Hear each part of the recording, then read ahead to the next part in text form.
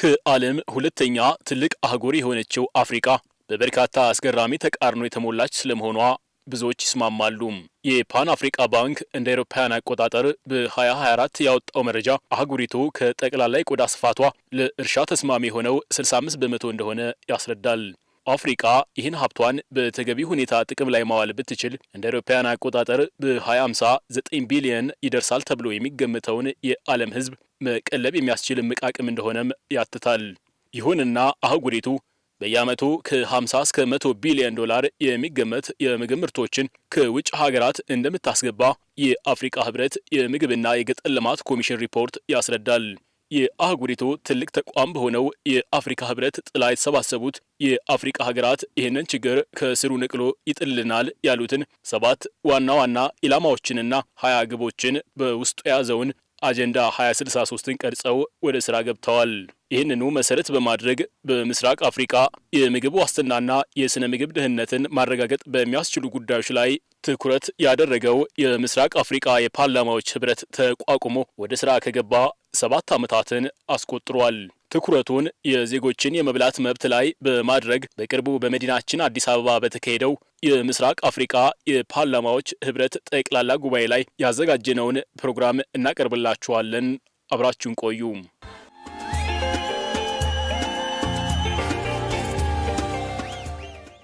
በአሁኑ ጊዜ ኢትዮጵያን ጨምሮ 11 የምስራቅ አፍሪካ ሀገራት ምክር ቤቶች የምስራቅ አፍሪካ የፓርላማዎች ህብረት አባል ናቸው።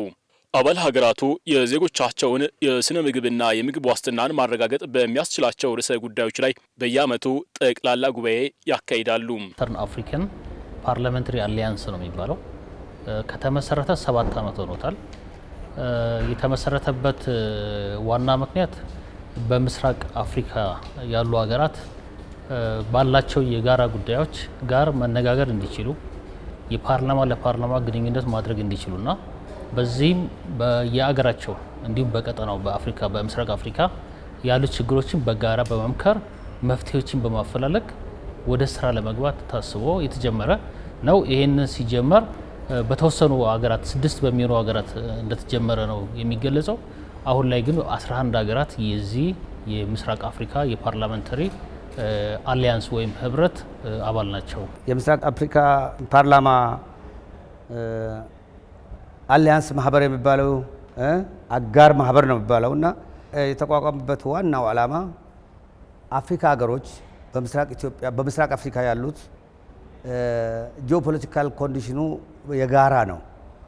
ከጥሩ ከሆነም በጋራ ነው ለሁሉም የሚጠቅመው፣ የሚጎዳ ከሆነም በጋራ ነው ሁሉም የሚጎዳው። አንድ አባባል አለ። ይሄ ዓላማው the pain of Ethiopia is the pain of Eastern Africa, the gain of Ethiopia is the gain of Eastern Africa ብለው ነው የሚያምኑትና ኢትዮጵያ ያው ዋና መዲናቸው ያለበት አገር ስለሆነች የኢትዮጵያ ችግር የኛ ችግር ነው ብለው ስለሚያምኑ ነው ይሄንን ፕሮግራም አሁን እዚህ ኮንዳክት ያደረጉት። የተቋቋመበት ዓላማ ደግሞ ችግሮችን በጋራ ለመካፈልና ጥቅማቸውን ለማሳደግ የታቀደና የተቋቋመበት ዓላማ አለው። በቅርቡ በአዲስ አበባ በተካሄደው የምስራቅ አፍሪካ ፓርላማዎች ህብረት ጠቅላላ ጉባኤ ላይ ኢትዮጵያን ጨምሮ የኬንያ፣ የደቡብ ሱዳን፣ የኡጋንዳ፣ የሶማሊያ፣ የጅቡቲ፣ የታንዛኒያ፣ የቡሩንዲና የሩዋንዳ ፓርላማዎች ተሳትፈውበታል። የጉባኤው ዋና ዓላማ ድህነትን በማስወገድ በምስራቅ አፍሪካ የምግብ ዋስትናን ማረጋገጥ ላይ ያተኮረ ነበር። ራይት ቱ ፉድ ወይም የመብላት መብት የሚካተት ነው የሚሆነው ወይም ተካቷል። በዚህም ዜጎች በየሀገራቸው ዜጎችን የመብላትን መብት እንዲጠበቅና ዜጎች ደግሞ የሚበሉትን እንዲያገኙ መንግስታት መስራት እንደ መንግስት መስራት ያለባቸው እንዲሰሩ ነው። ያ ማለት የዜጋውን ስራ መንግስት ይተካል ማለት ሳይሆን ማንኛውም ዜጋ ለእለት ለሚበላው ለሚሰራው መበርታት መጠንከር የሚጠበቅበት ነው። እንደ መንግስት ደግሞ መስራት ያለበትን እንዲሰራ የሚያስችል አጠቃላይ ስለ ራይት ቱ ፉድ የሚመለከት ገለጻ የቀረበበት ነው። ትሬኒንግ ኦፍ ሜምበርስ ኦፍ ዘ ኢስተርን አፍሪካን የስልጠናው ዋነኛ ትኩረት የመብላት መብት ላይ ያተኮረ ነበር። እንደሚታወቀው በአንዳንድ ሀገራት የመብላት መብት የህግ ማዕቀፍ አለው። የምስራቅ አፍሪካ ፓርላማዎች ህብረትም በየሀገራቱ ያሉ ፓርላማዎች የዜጎቻቸውን የምግብ ዋስትናን የሚያረጋግጡ ህጎችን ሊያወጡ ይገባል። በዚህ ስልጠና በምስራቅ አፍሪካ የምግብ ዋስትናን ከማረጋገጥ አንጻር ያሉ ችግሮችን እንዴት መቅረፍ እንደሚገባና የዜጎችን የመብላት መብት ለማስጠበቅ የሚያስችል በቂ ልምድና እውቀት አግኝተናል። Particularly on that topic of right to food. Training and right to food, what needs to be done. የምግብ መብትን ማረጋገጥ ላይ የተሰጠው ስልጠና የምስራቅ አፍሪካ አባል ሀገራት የዜጎችን የመብላት መብት ለማረጋገጥ በቀጣይ ማከናወን ስለሚገባቸው ተግባራት ግንዛቤ የተፈጠረበት ነበር።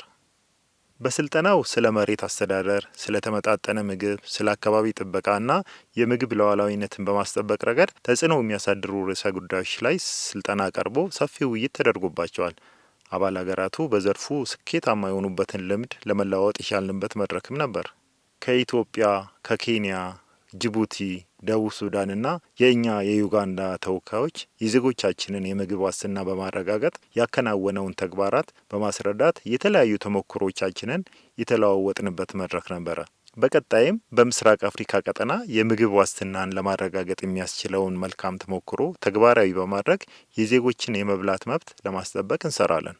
To come up with the best recommendations on what needs to be done in eliminating food insecurity in our sub-region.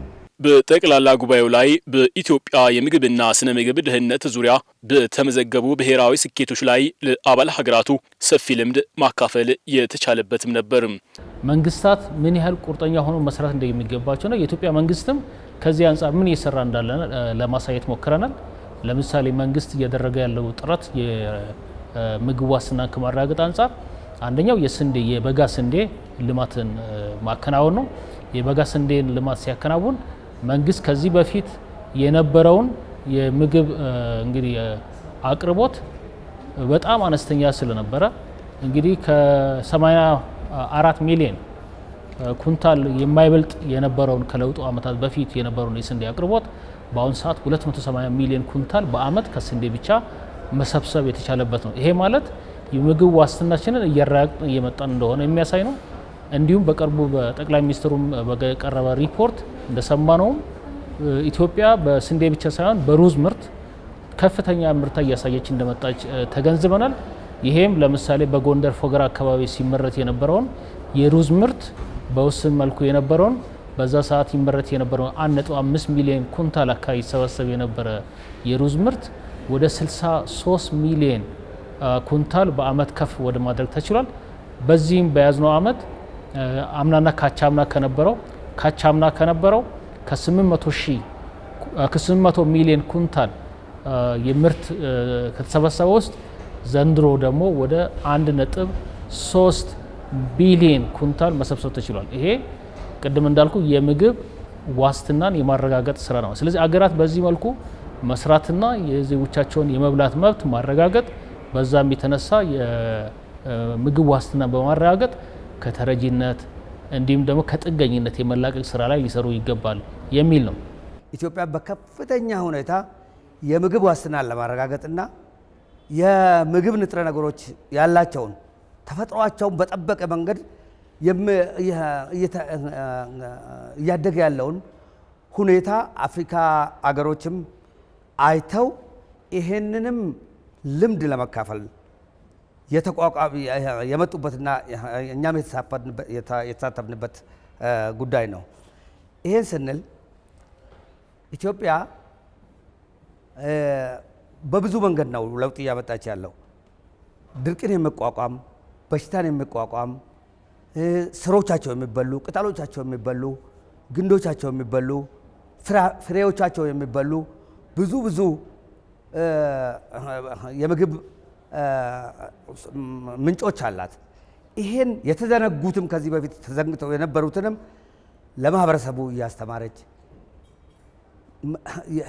የተመረጡ ዝርያዎችንም ደግሞ እያቀረበች በባጀትም በከፍተኛ ሁኔታ ድጋፍ እያደረገች ኢትዮጵያ ለውጥ እያመጣች ያለችበት ሁኔታ ዓለም እያየ እየመሰከረ ስለሆነ አፍሪካ ሀገሮችም ይሄንን አይተው ይሄን ልምድም ለሌሎቹም ለማካፈል ይሆናል በማለት ነው እዚህ የቀረበው። በቀጣይም የምስራቅ አፍሪካ የፓርላማዎች ህብረት አባል ሀገራት የዜጎቻቸውን የስነ ምግብና የምግብ ዋስትናን ለማረጋገጥ በቁርጠኝነት መስራት እንደሚገባም የአባል ሀገራቱ ተወካዮች ያስረዳሉ።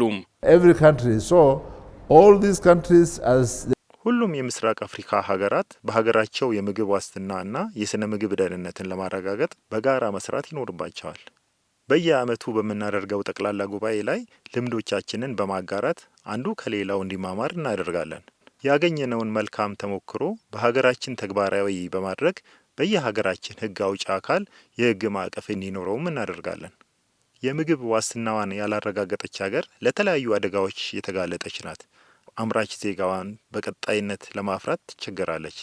የምግብ ዋስትናዋን ያላረጋገጠች ሀገር ለሌላ ሀገር ጥገኛ ስለምትሆን ዜጎቿም ለባርነት መዳረጋቸው አይቀርም። የምግብ ዋስትናን ማረጋገጥ በጣም መሰረታዊ የሆነ የሰብአዊነት ጉዳይ ስለሆነ ሁሉም የቀጠናው ሀገራት ዜጎች ይህንን መብት ስለማግኘታቸው እርግጠኛ መሆን አለብን። We have to make sure that is there for everybody in every country. Should be making that yes, different member states. ከውሃ ክፍል ወደ መስኖ የሚወስደውን ሀብት ቅድሚያ መስጠት መጀመር አለብን።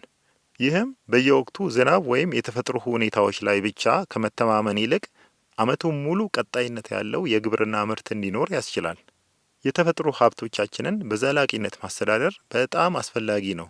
በቀጠናው ያሉ የውሃ ሀብቶቻችንን እንጋራለን። ስለዚህ እነዚህን ጥበቃ ላይ ማተኮር አስፈላጊ ነው።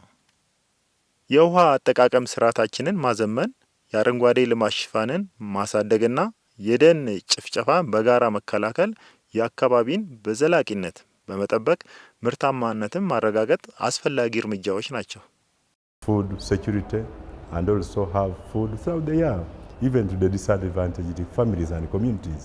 የምግብ ዋስትና የማረጋገጥ እንዲሁም የስርዓተ ምግብ ወይም የኒውትሪሽን ስርዓታችንን የማረጋገጥ ስራ ሲሰራ የመድኃኒትና የምግብ አዋጅ በቅርቡ ሀገራችን አዋጅ እንደወጣ እናስታውሳለን።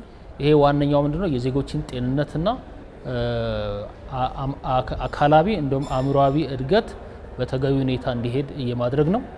ከዚህ ጋር ተያይዞ ከዚህ በፊት ኢትዮጵያ የገባችው የሰቆጣ ዲክላሬሽን የሚባል ዲክላሬሽን ወይም ስምምነት ቃል ኪዳን ነበረ። በዛ ስምምነት ውስጥ ምንድነው አንድ ዜጋ ከተጸነሰበት ጊዜ ጀምሮ በእናቱ ማህፀን ካለበት ጊዜ ጀምሮ 2 ዓመት እስከሚወላው ባሉት 1000 ቀናት ውስጥ የዜጋውን እድገት በሚያግዙ መልኩ ሊሰራ ይገባል በሚል የተገባ ቃል ኪዳን ነው።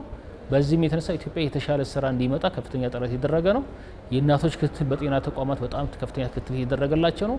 ህፃናትም ደግሞ ማግኘት የሚገባቸውን ክትባት እንዲያገኙና እናቶችም ደግሞ እንዳይቸገሩ አቅመ ደካማ የሆኑና መብላት የማይችሉ ወገኖቻችንን በሴፍቲ ኔት ልማት እንዲደገፉ የማድረግ ከዛም ባለፈ እንደገና ደግሞ መንግስት ማገዝ ያለበትን ደግሞ በተለያዩ የስራ እድል ፈጠራ እንዲታቀፉ በማድረግ እያንዳንዱ ቤተሰብ ገንዘብ ወይም ተሰርቶ የሚያገኝበትን እድል የመፍጠር የመንግስት ስራ የተሰራ ነው ያለው።